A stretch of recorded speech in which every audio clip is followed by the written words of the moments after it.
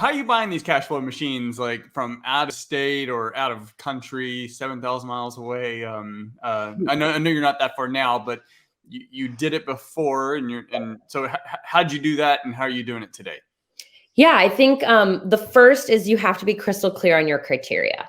And so when I get DMs on my Instagram, they're like, I'm looking to buy. And I'm like, great, where? And they're like, I don't know, Montana. Someone said Ohio's good, maybe Michigan. I don't want to ignore that person, but I'm always like, come back to me when you have clear criteria. Yeah. And so that's definitely what led me to be successful is I was really clear on what I wanted. So I wanted not only small multifamily, but I wanted value add.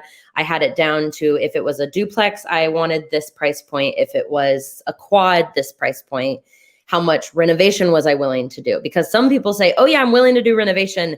And then agents are sending them gut jobs and they're like, well, no. I was thinking more like painting the cabinets, not tearing out the kitchen. Yeah. Important distinction there. Exactly. So really being clear on your criteria and then sharing that with investor friendly agents. And so that brings me to my next point, which is having a team.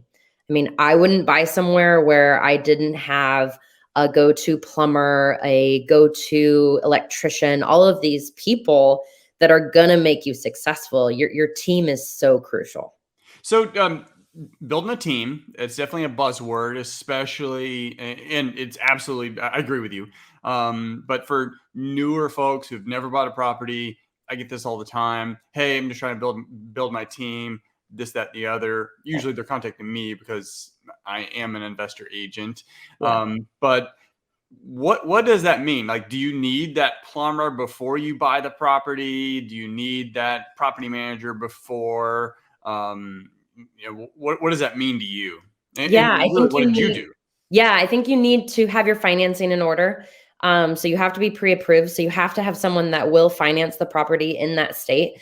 They can be local to that market, or they can be someone like the lender that I use. He's licensed in 30 plus states. But you need to have your financing in order, and then what I consider your investor-friendly agent, and that agent should have a stacked Rolodex. And so I really only like working with agents who own rental properties themselves, because then when I last minute need a cleaner, they're going to have someone. Yeah. When I need someone, that agent is truly the glue that holds everything together. And hopefully I'm buying enough deals from them that they are getting their time's worthwhile. And so they're happy to share some of their contacts. Unless that GC is working on their house and then they're like, get in line, Sarah.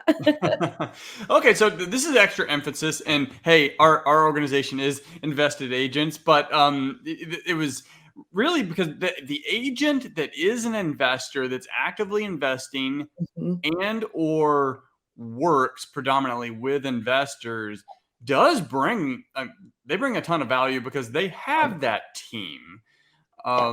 And so when folks are asking me like, hey, I need 60% deals, 70% deals, I'm like, well, you know, one, I would buy those, but this is what I can offer. Like, you want contractors? Got them. You want electricians? Got them. You want roofers? Got them. You want to know how to get a foundation fixed and not pay triple or what everyone else is paying? I can absolutely help you there. Do you want to know what areas to avoid and what areas that we really love?